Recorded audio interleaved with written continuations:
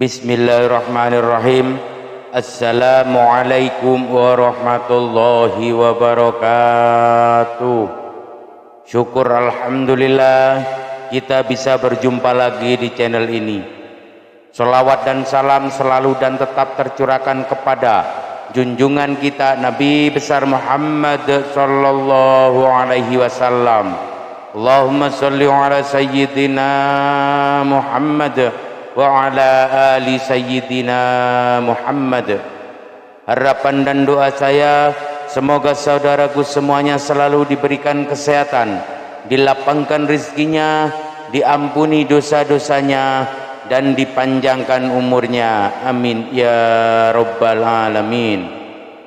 Sahabat beriman yang dirahmati Allah, keadilan Allah subhanahu wa ta'ala bersifat mutlak dan sempurna, tidak dipengaruhi oleh apapun dan oleh siapapun.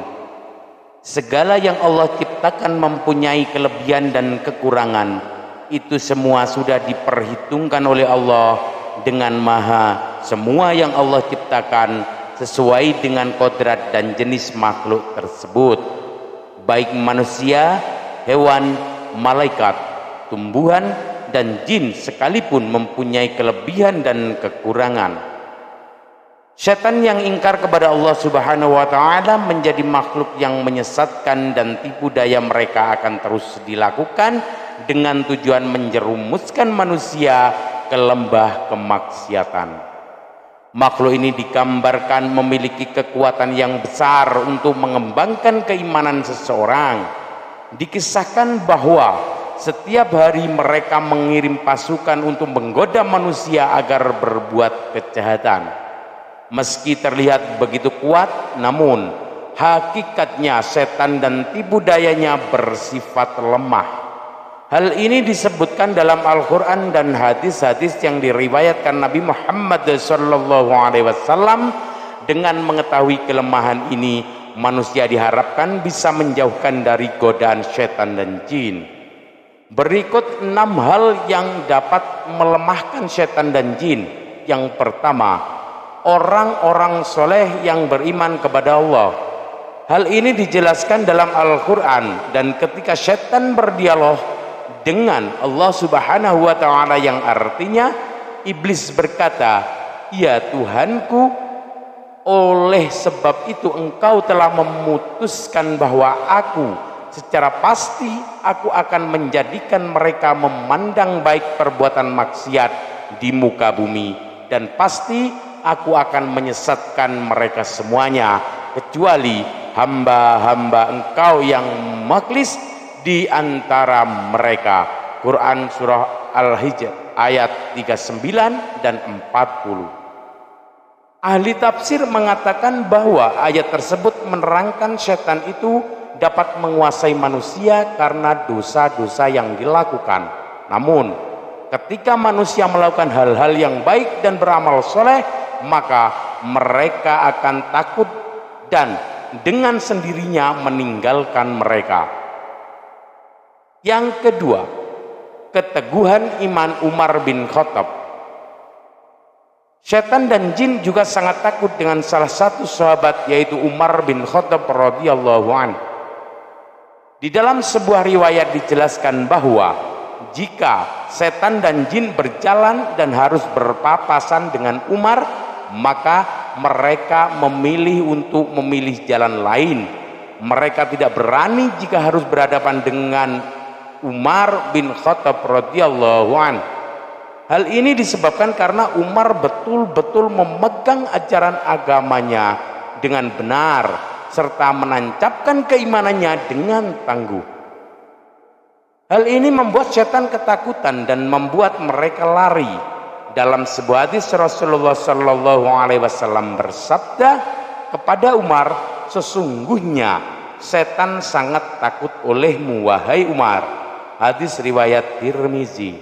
Ternyata tidak hanya kepada Umar saja, golongan ini juga takut dengan orang-orang yang beriman dan betul-betul menjaga keimanannya. Dalam Al-Bidayah wan Nihayah, Ibnu Katsir telah mengutip sebuah hadis ini sesungguhnya orang mukmin akan dapat mengalahkan setannya sebagaimana salah seorang dari kalian yang dapat mengendalikan entahnya ketika berpergian. Hadis riwayat Ahmad. Bahkan jin kafir yang menyertai manusia bisa masuk Islam jika manusia yang diikuti memperteguh keimanannya. Hal ini sebagaimana disebutkan dalam sebuah hadis riwayat Imam Muslim berikut ini, yang artinya Rasulullah Shallallahu Alaihi Wasallam bersabda, tidak ada seorang pun kecuali ia disertai oleh seorang qarin penyerta dari jin dan seorang qarin penyerta dari malaikat. Para sahabat bertanya, apakah termasuk Anda juga wahai Rasulullah?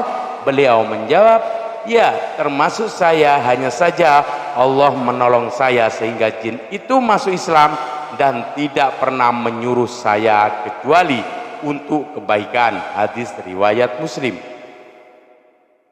Yang ketiga, jin atau setan tidak dapat menyerupai Rasulullah Shallallahu Alaihi Wasallam.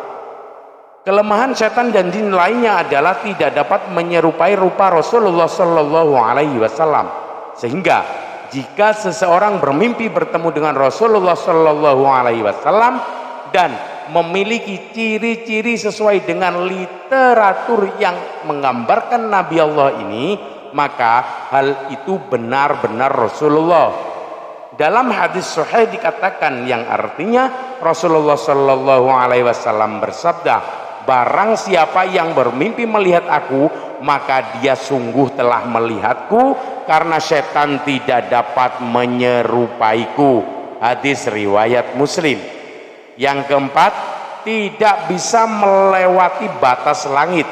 Setan dan jin memang bisa bergerak cepat dan terbang layaknya malaikat, namun mereka tidak akan bisa menembus batas langit tertentu yang bisa dilewati oleh malaikat. Jika dipaksa melewati batas yang ditentukan, maka mereka akan hancur dan mati.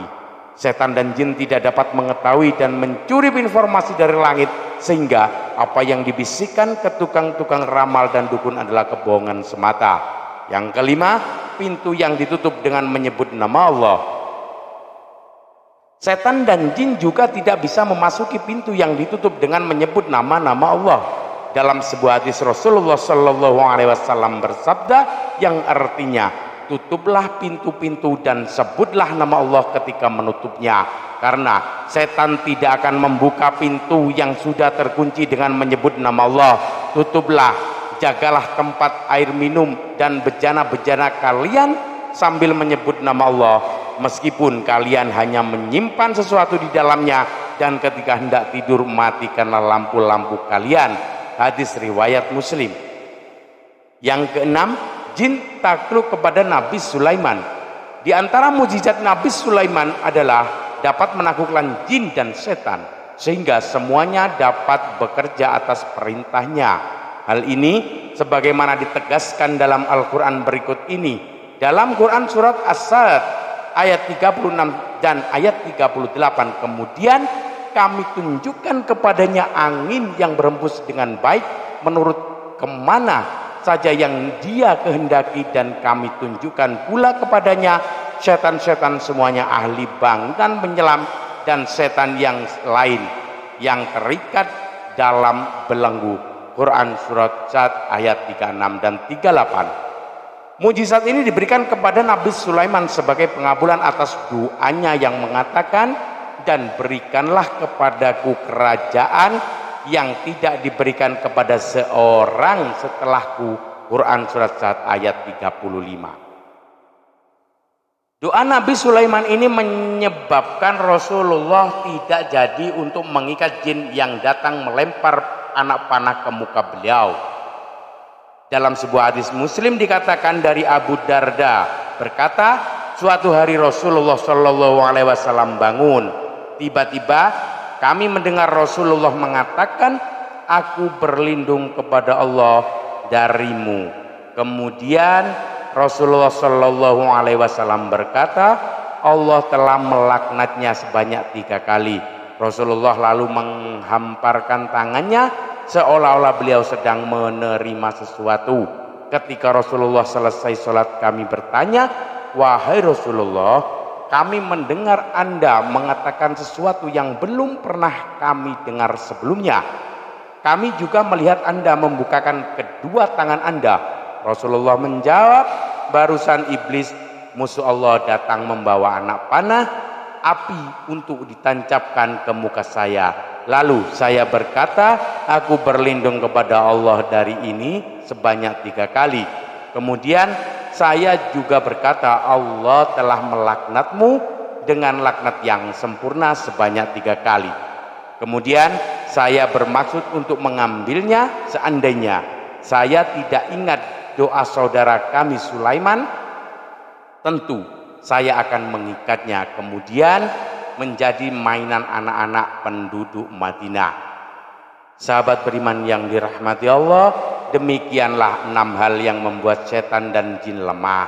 Semoga Allah Subhanahu wa taala melindungi kita semua dari godaan setan dan setan-setan yang terkutuk. Amin ya rabbal alamin. Wallahu alam bissawab. Demikian yang bisa saya bagikan, semoga bermanfaat untuk kita semua. Billahi taufiq wal hidayah, birridha wal inayah, ihdinas syiratal mustaqim. Assalamualaikum warahmatullahi wabarakatuh.